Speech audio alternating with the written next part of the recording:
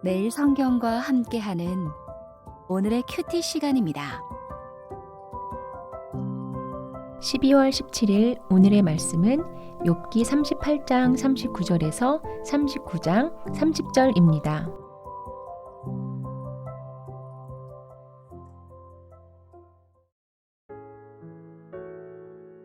내가 사자를 위하여 먹이를 사냥하겠느냐? 젊은 사자의 식욕을 채우겠느냐? 그것들이 굴에 엎드리며 숲에 앉아 숨어 기다리느니라. 까마귀 새끼가 하나님을 향하여 부르짖으며 먹을 것이 없어서 허우적거릴 때 그것을 위하여 먹이를 마련하는 이가 누구냐? 산 염소가 새끼 찌는 때를 내가 아느냐? 암사슴이 새끼 낳는 것을 내가 본 적이 있느냐? 그것이 몇 달 만에 만삭되는지 아느냐? 그 낳을 때를 아느냐? 그것들은 몸을 구부리고 새끼를 낳으니 그 괴로움이 지나가고 그 새끼는 강하여져서 빈들에서 크다가 나간 후에는 다시 돌아오지 아니하느니라. 누가 들나귀를 놓아 자유롭게 하였느냐? 누가 빠른 나귀에 매인 것을 풀었느냐? 내가 들을 그것의 집으로 소금 땅을 그것이 사는 처소로 삼았느니라. 들나귀는 성읍에서 짖거리는 소리를 비웃나니 나귀치는 사람이 지르는 소리는 그것에게 들리지 아니하며 초장 언덕으로 두루 다니며 여러 가지 푸른 풀을 찾느니라. 들소가 어찌 기꺼이 너를 위하여 일하겠으며 내 외양간에 머물겠느냐? 내가 능히 줄로 매어 들소가 이랑을 갈게 하겠느냐? 그것이 어찌 골짜기에서 너를 따라 썰애를 끌겠느냐? 그것이 힘이 세다고 내가 그것을 의지하겠느냐? 내 수고를 그것에게 맡기겠느냐? 그것이 내 곡식을 집으로 실어오며 내 타작마당에 곡식 모으기를 그것에게 의탁하겠느냐? 타조는 즐거이 날개를 치나 학의 깃털과 날개 같겠느냐? 그것이 알을 땅에 버려두어 흙에서 더워지게 하고 발에 끼어질 것이나 들짐승에게 밟힐 것을 생각하지 아니하고 그 새끼에게 모질게 대함이 제 새끼가 아닌 것처럼 하며 그 고생한 것이 헛되게 될지라도 두려워하지 아니하나니 이는 하나님이 지혜를 베풀지 아니하셨고 총명을 주지 아니함이라. 그러나 그것이 몸을 떨쳐 뛰어갈 때에는 말과 그 위에 탄 자를 우습게 여기느니라. 말의 힘을 내가 주었느냐? 그 목에 흩날리는 갈기를 내가 입혔느냐? 내가 그것으로 메뚜기처럼 뛰게 하였느냐? 그 위험스러운 콧소리가 두려우니라.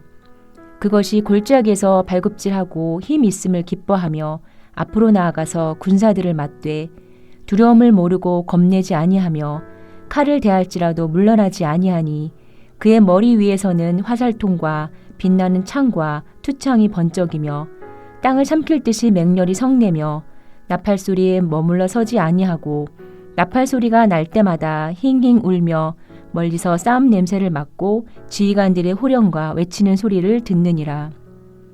매가 떠올라서 날개를 펼쳐 남쪽으로 향하는 것이 어찌 내 지혜로 말미암음이냐. 독수리가 공중에 떠서 높은 곳에 보금자리를 만드는 것이 어찌 내 명령을 따름이냐. 그것이 낭떠러지에 집을 지으며 뾰족한 바위 끝이나 험준한 데 살며 거기서 먹이를 살피나니 그 눈이 멀리 봄이며 그 새끼들도 피를 빠나니 시체가 있는 곳에는 독수리가 있느니라.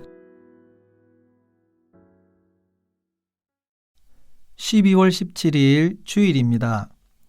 지난 금요일에 살펴보았듯이 폭풍우 가운데서 등장하신 하나님은 욥에게 내가 너에게 묻는 것에 대해 대답해 보라고 하셨습니다.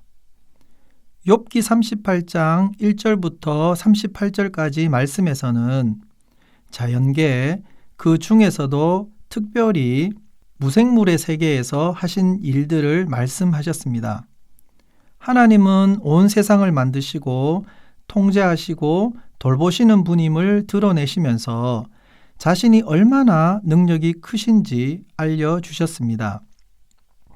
오늘 읽은 말씀에서는 생명이 있는 동물들에 대해 질문하시며 하나님이 어떻게 세상을 돌보시는지를 알려주고 있습니다.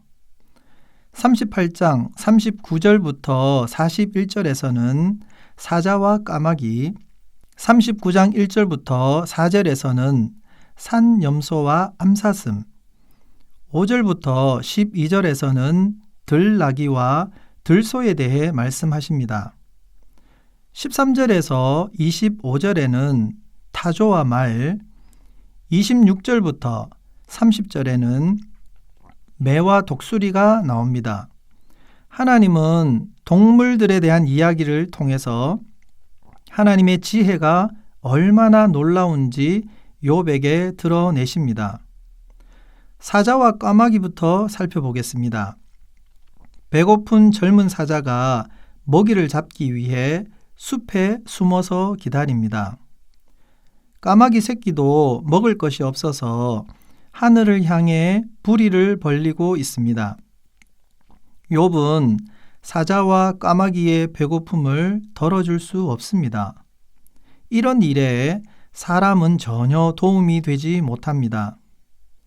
하나님은 사자가 먹이를 사냥해서 배고픔을 채우도록 돕는 분이고 까마귀 새끼에게도 생존에 필요한 먹이를 공급하시는 분입니다. 두 번째로 산염소와 암사슴이 등장합니다. 집에서 기르는 양이나 소와 같은 가축은 사람이 돌보고 보호합니다. 하지만 산이나 들에 사는 산염소와 사슴은 누가 돌볼까요?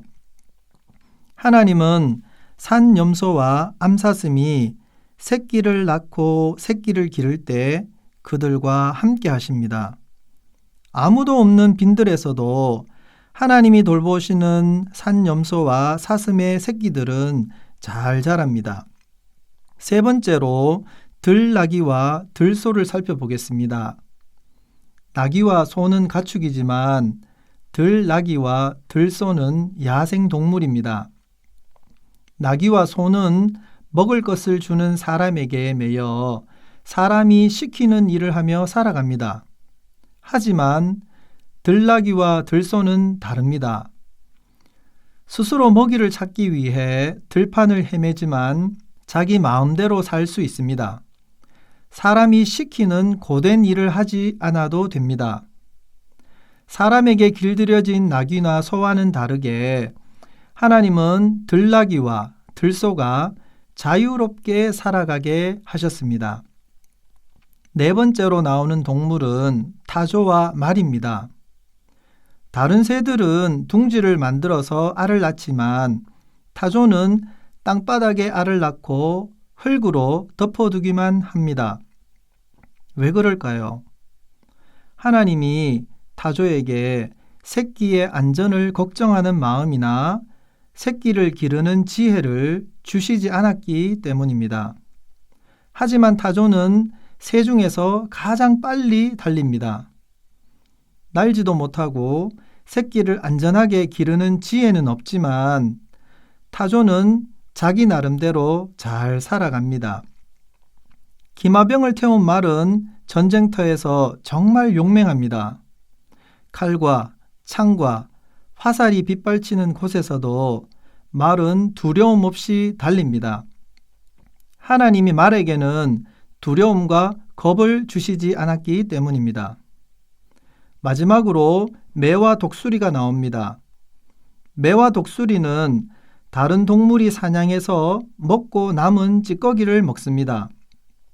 이들은 높은 낭떠러지나 험한 바위 끝에 집을 짓습니다.